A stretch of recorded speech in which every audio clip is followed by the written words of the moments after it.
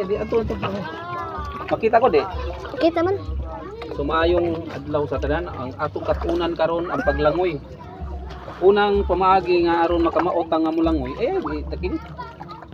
Kinahanglan kamaot ta muutong. Musaom. Nya muutong. Dai muutong ta.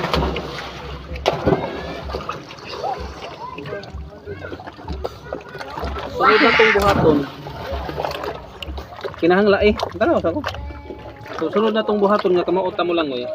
Kinahanglan atong kamot nga naa sa kamaot ta mo kapay kapay. Atong ikapay na to atong kamot. Dayon ang atong mga tiil isikad left and right isikad. Dayon ang atong kamot na sa tubangan nagkapay Dayon ana ra nato. Ana siya. Dayon saom. Nga saom inagsaom nato dalang kapya aron motulin ang atong padulngan. So may nagsaom kinahanglan tanawa akong bata. So tanawa ang bata atong katunan ng bata nga kamao siya nga mulangoy. Saom nato ge. So musaom. Kana. So inana atong para makaton taglangoy. Ibalik dire, balik. Okay. Saom. So unang mga pamaagi para makamaog itang musaom, kamaotang musaom sa tubig. Unya ang atong mga kamot, ang kamot na to kinang palutaw. Palutaw nga langoy padungan to. Langoy padungan to ba?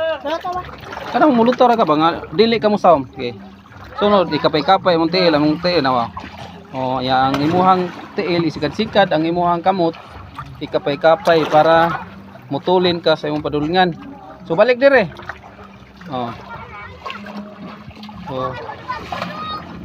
Maunay angay nga buhaton para kamaog ka mo langoy.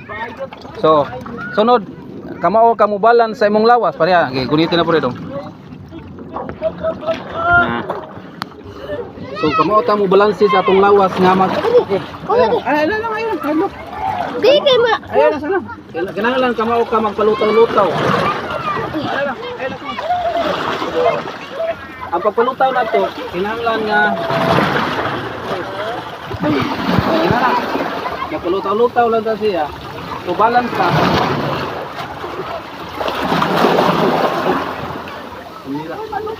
Di mo nag-balance. Kinahanglan mulutaw ta sa magpataw-lutaw ra ta. Yang atong kamot iduot na to sa dagat. Ug atong tiil isikad para sa Lang manawan na. Kinahanglan atong kamot iduot na to sa tubig. Unya atong tiil isikad na to padung sa ubos aron mulutaw ta. So una na po natong buhaton.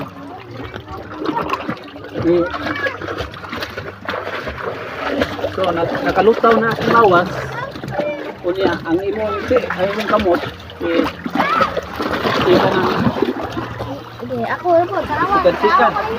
So Guys, try natin.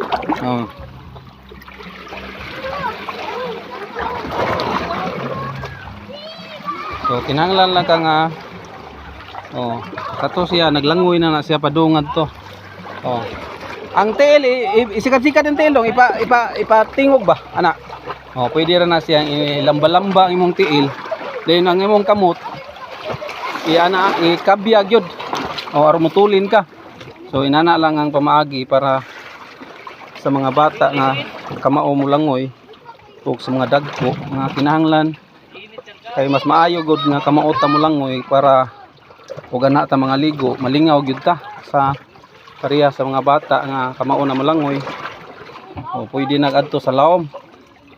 Kay ug di ka kamo mo langoy. Okay, bye-bye. Maluoy kasi mong kagalingon.